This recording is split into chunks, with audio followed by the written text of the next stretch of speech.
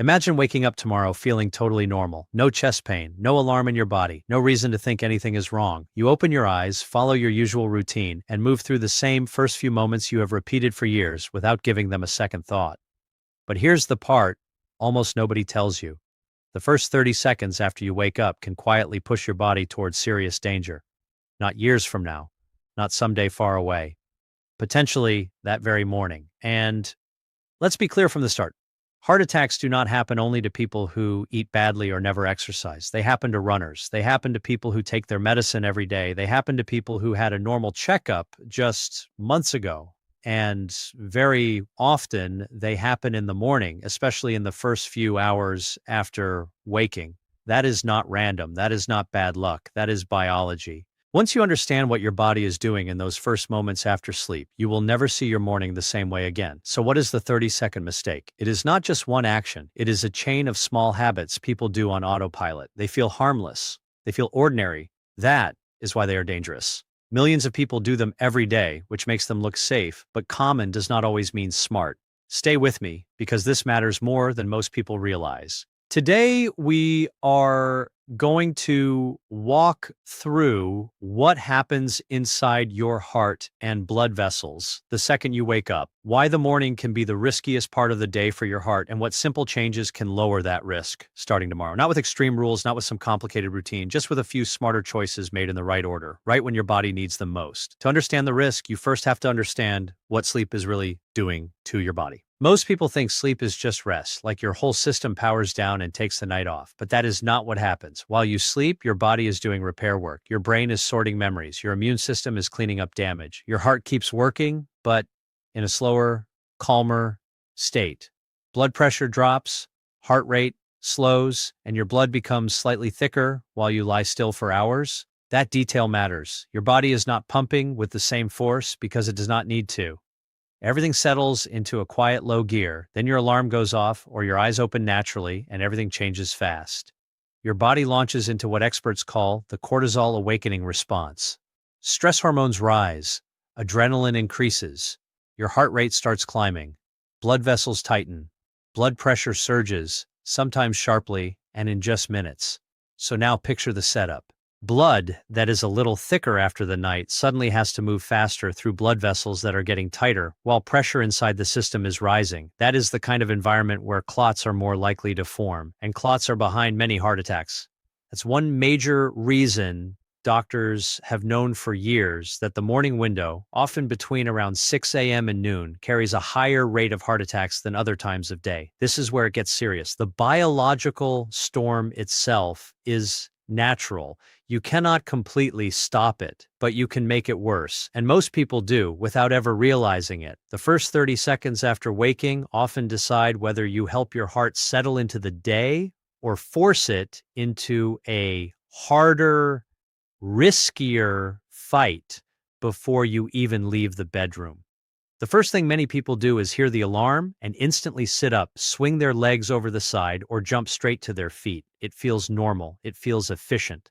But that sudden movement can hit your body harder than you think. When you go from lying flat to upright too quickly, gravity suddenly pulls blood downward, especially toward the legs. Your blood pressure has to readjust fast. Your heart, which is already dealing with rising stress hormones, has to compensate immediately. Some people feel dizzy. Some do not feel anything at all. But just because you do not notice it does not mean the strain is not there. Your heart is now pushing against a morning pressure surge while handling a rapid postural change, and it is doing all of that with blood that is at one of its thickest points of the day. For a young and healthy system, this may pass without trouble. But for anyone, with some hidden arterial stiffness, early plaque buildup, or a heart that is not as flexible as it once was, this combination is far more concerning. Think of older, less flexible blood vessels like worn pipes under sudden pressure. If there is a weak spot, that pressure can expose it. A quiet plaque sitting in a coronary artery, one that caused no obvious symptoms yesterday, can crack under the force of that surge. And when plaque breaks open, your body reacts like there is an injury. It sends clotting material to the spot. A clot forms. If that clot blocks blood flow enough, a heart attack can begin right there, within minutes of waking. And yes, that can happen before breakfast, before the shower, before the day even starts. Most people never connect that simple jump out of bed with something so serious, but that is exactly why this issue gets missed. The danger is not loud. It hides inside habits that look harmless. That is why you need to hear the rest of this, because getting up too fast is only the first part of the morning mistake. The next problem is dehydration, and this one is bigger than people think. After 6, 7, or 8 hours of sleep, your body has lost fluid the whole time. You breathe out moisture with every breath. Your skin loses a little water. In warm rooms or hot climates, the loss can be even greater. By the time you wake up, blood volume is lower, and when blood volume drops, blood becomes more concentrated, thicker, slower, more likely to clot. Now, here's where the average morning routine makes the problem worse. Many people wake up, rush into the day, maybe head straight for coffee, and go a long time before drinking real water. Sometimes an hour, sometimes more. During that whole period, the body is still in the middle of its natural morning hormone spike, blood pressure is already higher, and the blood is still more concentrated than it should be. You are basically stretching out the most stressful internal conditions of the morning. Then comes the phone, and this is where modern life adds a whole new layer to the problem. Before your nervous system is fully settled into wakefulness, you grab your phone and instantly pull in messages, headlines, missed calls, notifications, work issues, social media, and maybe bad news before your feet even hit the floor. Your brain treats all of that like incoming threat. It does not matter whether the threat is physical or emotional. The body reacts anyway. Another wave of stress chemicals hits. Blood vessels tighten again. Blood pressure rises again. And now you have stacked digital stress on top of dehydration, on top of a natural cortisol spike, on top of the strain of waking up too fast. This is the kind of chain reaction most people build every single morning without seeing it. And the scary part is how normal it feels. But normal is not the same as safe. If you are still with me, good, because the next part is even more overlooked. There is another morning habit that almost nobody links to heart risk, and that is the way people breathe right after waking. Many people wake up tense, rushed, or already thinking about everything they have to do, and their breathing reflects it immediately. Short breaths, shallow breaths, chest breathing instead of deep belly breathing. Sometimes people even hold their breath in tiny ways without noticing while they reach for the phone, sit up fast, or move in a hurry. This matters because the way you breathe affects your nervous system, your blood vessels, and the amount of strain placed on your heart. When breathing stays shallow, your body remains in a more alert fight-or-flight style state. Blood vessels can stay tighter. The heart keeps working harder. The calming side of your nervous system, the one that helps slow things down and protect the heart, does not fully step in. But here's the powerful part. Just 3 to 5 slow, deep breaths taken before you do anything else can start changing that pattern within seconds. Inhale slowly through the nose. Let the belly rise. Pause very briefly. Exhale longer than you inhale. That simple sequence sends a signal through the vagus nerve that tells the body to come down from high alert. The heart rate eases, blood vessels begin to relax, blood pressure can settle. That dangerous edge on the morning stress response starts to soften. And this is not some huge lifestyle overhaul. It is a tiny pause, a handful of quiet breaths. Yet that small act can become a biological break on one of the most stressful moments of the day for your heart. Few people talk about it because it sounds too simple, but simple does not mean weak. Sometimes the body responds best to the smallest changes, especially when they happen at the exact right time. And if you think breathing is overlooked, wait until you hear how temperature plays into this too, because the next step many people take each morning can push the system even harder. Temperature changes in the morning can hit the heart in ways most people never consider. Think about the moment you throw off the blanket, step onto a cold floor, and walk into a chilly room or bathroom. That quick shift from warm to cold causes blood vessels to tighten fast. It is the body's way of protecting heat, but it also means blood pressure can rise even more at a time when it is already naturally climbing. In colder months and colder places, this effect becomes even more important. Now add that to thicker morning blood, rising stress hormones, and a fast change in posture, and you can see, how the pressure keeps stacking up. Then there's the opposite problem. Some people wake up and step straight into a very hot shower. That sounds relaxing, but for a vulnerable heart, it can create a different kind of stress. Heat opens up blood vessels quickly. Blood gets pulled toward the skin. Blood pressure can drop fast. Then the heart has to pump harder and faster to keep things balanced. If someone has hidden narrowing in the arteries that feed the heart, even if they have never been diagnosed, that sudden demand can become too much. The heart muscle wants more oxygen at the exact moment blood delivery may be less efficient. That mismatch is dangerous. This does not mean morning showers are bad. It means the timing and temperature matter more than people realize. Gentle is safer than extreme. Warm is safer than very hot or very cold right away. And here's the part a lot of people need to hear carefully. If you are over about 45, if you have high blood pressure, diabetes, high cholesterol, extra weight around the middle, a smoking history, poor sleep, chronic stress, or a family history of heart disease, then your system may have less flexibility than you think. You may still feel fine. That is the trap. A person can look healthy, feel okay, and still carry vulnerable plaque inside arteries that has never caused clear symptoms. And that kind of hidden buildup does not need a dramatic event to become dangerous. Sometimes it just needs the wrong morning, the wrong sequence, the wrong pressure surge at the wrong time. That is why the idea of vulnerable plaque matters so much. Not all plaque is big and obvious. Some of the most dangerous buildup inside the arteries is not the kind that completely blocks blood flow for years and slowly announces itself. Sometimes it is the quieter kind, softer, less stable, covered by a thin cap that can break under stress. A person may pass routine tests, feel normal, and still carry this kind of hidden risk. Then morning comes. Stress hormones rise, blood pressure jumps, blood vessels tighten, and the body wakes abruptly. The person sits up too fast, skips water, checks a stressful message, breathes shallowly, maybe walks into a cold room or jumps into a very hot shower. Each step adds another layer of strain. Finally, that thin cap over a vulnerable plaque tears. The body rushes to seal what it sees as an injury, a clot forms fast, and what looked like a sudden heart attack was actually the end point of a process that had been building minute by minute. That is the sobering truth here. Many cardiac emergencies feel sudden, but the setup was there. The good news is that behavior changes can interrupt that setup. That is the hopeful side of this story, and it is important. This is not meant to scare you into panic. It is meant to show you where your power is. Because once you understand that the most dangerous part of the morning is often the combination of ordinary habits, you also realize the fix does not need to be dramatic. It can be calm, it can be simple, it can start with what you do the night before.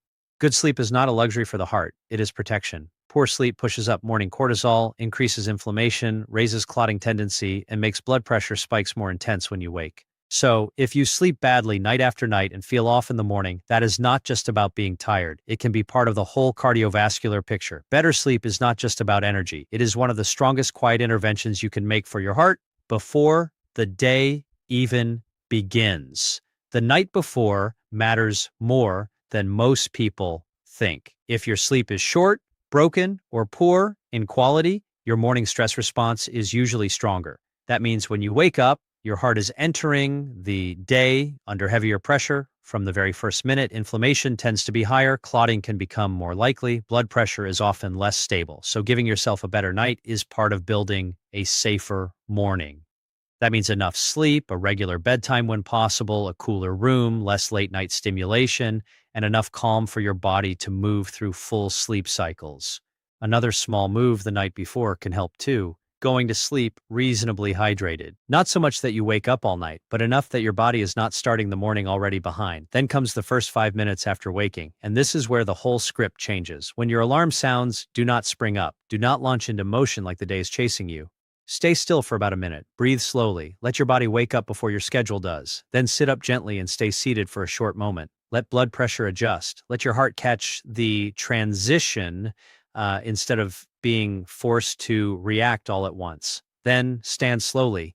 That sequence may look tiny from the outside, but inside the body, it changes everything. It turns a sudden shock into a gradual handoff. It gives the heart time. It gives the vessels time. It gives the nervous system a chance to settle instead of spiking. This is one of those habits that feels almost too basic to matter, and that is exactly why people overlook it. But small actions at the right moment often matter more than big actions at the wrong moment. If you make only one change after hearing all of this, making your wake up slower and calmer would already move you in a much safer direction. And that is just the beginning, because what you do next, especially with water and caffeine, can either support that calmer start or undo it. Once you are up, your body needs water before almost anything else. Not coffee first, not scrolling first, not rushing into tasks first. Water.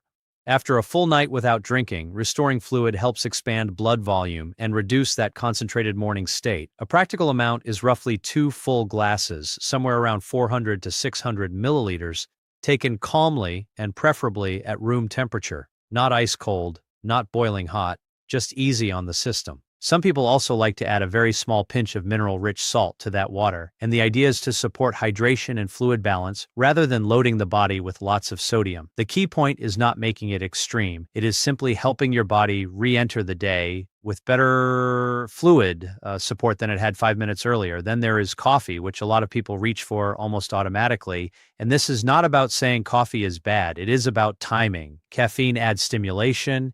It can raise blood pressure and increase adrenaline. If you drink it right in the middle of your natural morning hormone peak, you may be piling one stimulant effect on top of another. In simple terms, your body is already stepping on the gas by itself when you wake up. Adding coffee immediately can be like pressing harder before the engine is settled. Waiting a little while, even just 60 to 90 minutes, gives your natural wake-up chemistry time to rise and start easing before caffeine joins the picture. A lot of people find that when they delay coffee slightly, they actually feel the lift more clearly and avoid that shaky, stressed feeling that sometimes comes with early caffeine. And this part is important because it shows the whole theme of the morning clearly. The goal is not to remove everything you enjoy or make life joyless. The goal is timing, order, sequence. The body can handle a lot when things happen in a smoother way. What hurts is when every stressor arrives at once. And if you think that applies only to drinks and hormones, the exercise piece may surprise you too.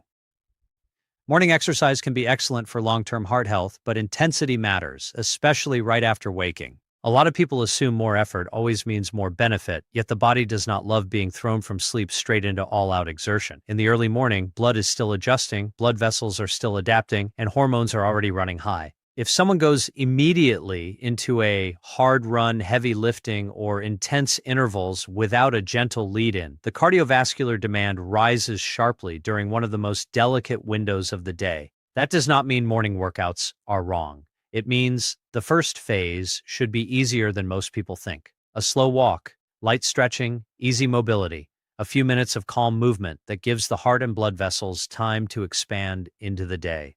Think of it as warming up the whole system, not just the muscles. After that, if a person is healthy and feels good, stronger exercise can make more sense. And there is another morning tool that is unbelievably simple and often ignored: natural light. Going outside or standing where your eyes receive morning daylight within the first part of the day helps set your body clock. That can improve sleep later, support steadier daily rhythms, and help regulate the hormonal pattern that shapes how the body wakes up.